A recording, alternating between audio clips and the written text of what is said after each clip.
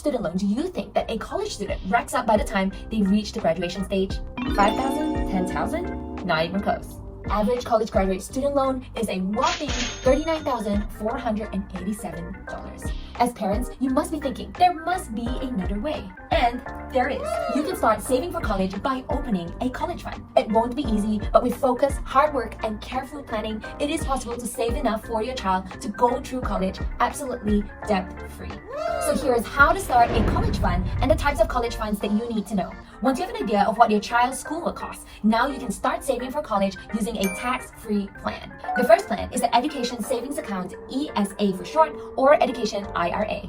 And ESA works a lot like a Roth IRA, except it's for education expenses. It allows you to invest $2,000 per year per child, and it grows absolutely tax-free. If you put away $2,000 per year as soon as your child is born all the way up to 18 years of age, you would have invested a total of $36,000.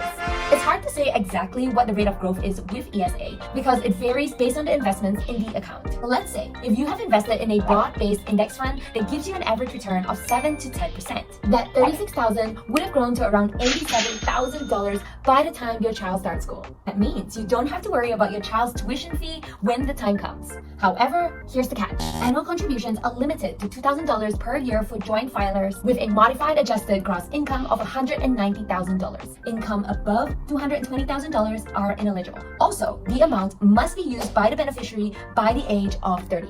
On to the next one, the 5 to 9 plan. If you want to save more than $2,000 a year for your child's college education, or you don't meet the income limits for an ESA, a 5 to 9 plan could be a better option. The contribution rates are generally much higher, up to $300,000. Most of the time, there aren't any income limits or restrictions based on the age, and your money grows tax-free. But be careful, some 5 to 9 plans are no good. Look for a savings plan that allows you to choose what kind of funds you can invest in. And these are usually called flexible plans. Stay away from the so-called fixed or life-phase plans. Some 5 to 9 plans also give you the option to move to another family member if needed, which is truly helpful if the child suddenly decides that they don't want to go to college. But be aware that some 5 to 9 plans don't allow this. Finally, the UTMA or UGMA. The account will be under the child's name and controlled by a parent or a guardian until the child turns 18 or 21. Which varies by state. When the child reaches a set age, they'll be able to control the account. This means you're basically opening a mutual fund under your child's name. While you can use a UTMA and UGMA to save for college and your children's education with reduced taxes, the flip side is that the money can be used by the beneficiary however they choose. AKA, they can use the money to pay for a sports car if they want, if it's not for college. Yikes. Also, there are no limits to the amount of gift money that you can contribute to these funds. To sum this all up, here is the table that covers the advantages and disadvantages of each fund. I suggest you pause and take a good screenshot of what you're going to see.